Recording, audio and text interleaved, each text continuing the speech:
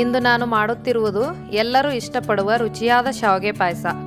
ಯಾವುದೇ ಹಬ್ಬ ಇರಲಿ ಅಥವಾ ಮನೆಯಲ್ಲಿ ಯಾವುದೇ ಶುಭ ಸಂದರ್ಭವಿರಲಿ, ಶಾವಿಗೆ ಪಾಯಸದಿಂದ ಬಾಯಿ ಸಿಹಿ ಮಾಡಿಕೊಳ್ಳದೆ ಹಬ್ಬವನ್ನಾಗಲಿ ಶುಭ ಸಂದರ್ಭವನ್ನಾಗಲಿ ಆಚರಿಸುವುದಿಲ್ಲ. ಶಾವಿಗೆ ಪಾಯಸವು ಒಂದು ದಕ್ಷಿಣ ಭಾರತದ ಒಂದು ಪ್ರಸಿದ್ಧ ಸಿಹಿಯಾದ ಸುವಾಸಿತವಾದ ಹೆಚ್ಚಾಗಿ ಭೋಜನದ ಬಳಿಕ ತಿನ್ನುವ ತಿನಿಸಾಗಿದೆ. ಪಾಯಸ ತುಂಬ ಮುಖ್ಯ ತಿನಿಸಾಗಿದ್ದು ಇದನ್ನು ಮಗುವಿನ ಅನ್ನಪ್ರಾಶನದಲ್ಲೂ ಬಳಸುತ್ತಾರೆ. ಈಗಂತೂ ನೂರಾರು ಬಗೆಯ ಪಾಯಸಗಳನ್ನು ಮಾಡುವ ಕ್ರಮ ರೂಢಿಯಲ್ಲಿದೆ. ಮನಸ್ಸು ಬಯಸಿದಾಗ ಅಥವಾ ಸಿಹಿ ತಿಂಡಿಯನ್ನು ಸವಿಯಲು ಇಚ್ಛಿಸಿದಾಗ ಈ ಪಾಕವಿಧಾನವನ್ನು ಸುಲಭವಾಗಿ ತಯಾರಿಸಬಹುದು. ರುಚಿಕರವಾದ ಶಾವಿಗೆ ಪಾಯಸ ಅಥವಾ ಖೀರ್ ತಯಾರಿಸಿ ಮನೆ ಮಂದಿಗೆಲ್ಲ ಖುಷಿಪಡಿಸಿ. ಶಾವಿಗೆ ಪಾಯಸ ಹೇಗೆ ಮಾಡುವುದೆಂದು ಹೇಳ್ತೇನೆ, ಆದರೆ ಅದಕ್ಕೂ ಮೊದಲು ನಮಸ್ಕಾರ. ಪಾಕಶಾಸ್ತ್ರ ಚಾನಲ್ಗೆ ಸ್ವಾಗತ. ನಾನು ಸುರೇಖಾ ತಳ್ವಾರ್.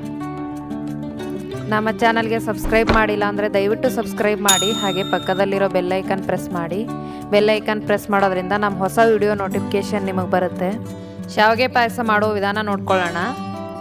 ಮೊದಲಿಗೆ ನಾನು ಒಂದು 2 ಟೇಬಲ್ ಸ್ಪೂನ್ ತುಪ್ಪ ತೊಗೊಂಡಿದ್ದೀನಿ. ಇದಕ್ಕೆ 1 ಟೇಬಲ್ ಸ್ಪೂನಿಗೆ ನಾನು ತುಪ್ಪ ಹಾಕ್ತಾಯಿದ್ದೀನಿ. ಸ್ವಲ್ಪ ಪಾಯಸ ಮಾಡಿದ್ಮೇಲೆ ಮೇಲೆ ಹಾಕಿದ್ರೆ ಚೆನ್ನಾಗಿರುತ್ತೆ. ಮೊದಲಿಗೆ ನಾನು ಗೋಡಂಬಿನ ಹುರ್ಕೋತಾ ಇದ್ದೀನಿ. ಈ ಗೋಡಂಬಿ ನಾನು ಸ್ವಲ್ಪ ಪೀಸಾಗಿ ಕಟ್ ಮಾಡಿ ಇಟ್ಕೊಂಡಿದ್ದೀನಿ. ಇದು ಲೈಟ್ ಗೋಲ್ಡನ್ ಕಲರ್ ಬರೋವರೆಗೂ ನಾವು ಇದನ್ನು ಫ್ರೈ ಮಾಡ್ಕೋಬೇಕು. ಇದು ಸ್ವಲ್ಪ ಲೋ ಫ್ಲೇಮಲ್ಲೇ ಇಟ್ಕೊಂಡು ಫ್ರೈ ಮಾಡ್ಕೋಬೇಕು. ಈಗ ಒಂದು ಸ್ವಲ್ಪ ಫ್ರೈ ಆಗಿದೆ. ಇದಕ್ಕೆ ನಾನು ದ್ರಾಕ್ಷಿ ಹಾಕೋತಾ ಇದ್ದೀನಿ. ದ್ರಾಕ್ಷಿ ಸ್ವಲ್ಪ ಜಸ್ಟ್ ಉಬ್ಬಿದ್ರೆ ಸಾಕು, ಅದು ತೀರಾ ಕಪ್ಪಗಾಗೋ ಥರ ಫ್ರೈ ಮಾಡ್ಕೋಬಹುದು, ಟೇಸ್ಟ್ ಚೆನ್ನಾಗಿರೋದಿಲ್ಲ. ನೋಡಿ, ಈಗ ಇದು ಫ್ರೈ ಆಗಿದೆ. ಇದು ತೆಗಿತಾ ಇದ್ದೀನಿ ಒಂದು ಬೌಲಲ್ಲಿ. ಇದಕ್ಕೆ ನಾನು 1 ಬಟ್ಲಷ್ಟು ನಾನು ಶಾವಿಗೆ ಹಾಕೋತಾ ಇದ್ದೀನಿ.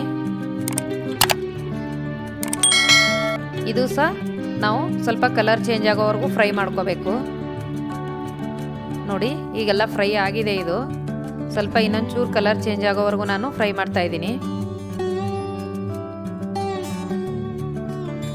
ಇದಕ್ಕೆ ನಾನೊಂದು ಅರ್ಧ ಲೀಟ್ರ್ ಹಾಲು ತೊಗೊಂಡಿದ್ದೀನಿ 1 ಬಟ್ಲ್ ಶಾವಿಗೆಗೆ. ಬರೀ ಹಾಲಲ್ಲಿ ಕೂಡ ಮಾಡ್ಕೋಬೋದು, ಇಲ್ಲಾಂದರೆ ನಾವು ನೀರಲ್ಲಿ ಸ್ವಲ್ಪ ಬೇಯಿಸ್ಕೊಂಡು ಆಮೇಲೆ ಸ್ವಲ್ಪ ಹಾಲು ಕೂಡ ಹಾಕೋಬೋದು. ಇದು ಒಂದು 5 ನಿಮಿಷ ನಾನು ಇದೇ ಥರ ಬೇಯಿಸ್ಕೊಂಡಿದ್ದೀನಿ. ಸ್ವಲ್ಪ ಕೇಸರಿ ಎಳೆನ ನಾನು ಹಾಲಲ್ಲಿ ನೆನೆಸಿಟ್ಕೊಂಡಿದ್ದೆ, ಅದು ಸಹ ಹಾಕ್ತಾಯಿದ್ದೀನಿ. ಸ್ವಲ್ಪ ಕಲರು ಚೇಂಜ್ ಆಗುತ್ತೆ ಮತ್ತು ಟೇಸ್ಟ್ ಕೂಡ ತುಂಬಾ ಚೆನ್ನಾಗಿರುತ್ತೆ ಕೇಸರಿ ಹಾಕೋದ್ರಿಂದ. ಕೇಸರಿ ಆಪ್ಷನಲ್ಲು ಇದ್ದರೆ ಹಾಕೋಬೋದು, ಇಲ್ಲಾಂದರೆ ಇಷ್ಟಪಡದೇ ಇರೋರು ಕೂಡ ಹಾಕದೇ ಇದ್ದರೂ ಟೇಸ್ಟ್ ಚೆನ್ನಾಗೇ ಇರುತ್ತೆ. ನೋಡಿ, ಈಗ ಸ್ವಲ್ಪ ಬೆಂದಿದೆ. ಇದು ಕೈಯಲ್ಲಿ ಮುಟ್ಟಿದ ತಕ್ಷಣ ಅದು ಸಾಫ್ಟಾಗಿ ಬೆಂದಿರೋದು ಈ ಥರ ನೋಡಿ ಕಟ್ಟಾದರೆ ಸಾಕು, ಇದು ಬೆಂದಿದೆ ಅಂತ. ಈಗ ನಾನು ಅರ್ಧ ಬಟ್ಲು ಸಕ್ಕರೆ ಹಾಕ್ತಾ ಇದ್ದೀನಿ. 1 ಬಟ್ಲು ಶಾವಿಗೆಗೆ ಅರ್ಧ ಬಟ್ಲು ಸಕ್ಕರೆ, ಅರ್ಧ ಲೀಟ್ರ್ ಹಾಲು ತೊಗೊಂಡಿದ್ದೀನಿ.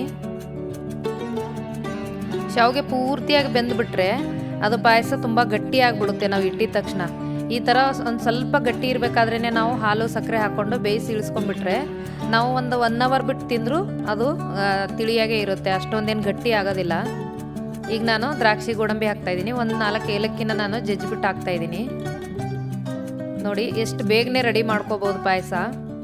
ಯಾರಾದರೂ ಬಂದಾಗ ಏನು ಮಾಡೋದಪ್ಪ ಸಿಹಿ ಅಂದಾಗ ತುಂಬ ಬೇಗನೆ ರೆಡಿ ಆಗುವಂಥದ್ದು ಈ ಪಾಯಸ ಮಾಡ್ಕೋಬೋದು. ನೋಡಿ, ಪಾಯಸ ರೆಡಿಯಾಗಿದೆ. ನೋಡಿ, ರುಚಿಕರವಾದ ಶಾವಿಗೆ ಪಾಯಸ ತುಂಬಾ ಬೇಗ ರೆಡಿ ಆಗುತ್ತೆ. ನೀವು ಕೂಡ ನಿಮ್ಮ ಮನೇಲಿ ಟ್ರೈ ಮಾಡಿ ನೋಡಿ, ಮಾಡೋದು ತುಂಬ ಈಸಿ ಇದೆ. ತೀರಾ ಚಿಕ್ಕ ಮಕ್ಕಳಿಗೆ ತಿನ್ನಿಸೋದಕ್ಕೆ ಏನು ಮಾಡ್ಕೊಳ್ಳೋದು ಅನ್ನುವಾಗ ಈ ಥರ ಶಾವಿಗೆ ಪಾಯಸ ಕೂಡ ಮಾಡಿ ತಿನ್ನಿಸ್ಬೋದು ಮಕ್ಕಳಿಗೆ. ದೇವ್ರ ನೈವೇದ್ಯಕ್ಕೆಲ್ಲ ಮಾಡ್ಕೋಬೋದು. ಶಾವಿಗೆ ಪಾಯಸ ಮಾಡಲು ಬೇಕಾಗುವ ಸಾಮಗ್ರಿಗಳು: ಅರ್ಧ ಲೀಟ್ರು ಹಾಲು, 1 ಬಟ್ಲು ಶಾವಿಗೆ, ಸ್ವಲ್ಪ ದ್ರಾಕ್ಷಿ, ಕೇಸರಿ ಸ್ವಲ್ಪ ಏಲಕ್ಕಿ, 2 ಟೇಬಲ್ ಸ್ಪೂನು ತುಪ್ಪ, ಸ್ವಲ್ಪ ಗೋಡಂಬಿ, ಅರ್ಧ ಬಟ್ಲು ಸಕ್ಕರೆ.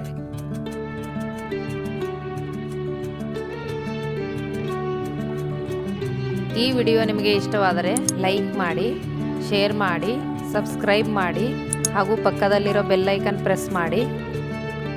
ಧನ್ಯವಾದಗಳು.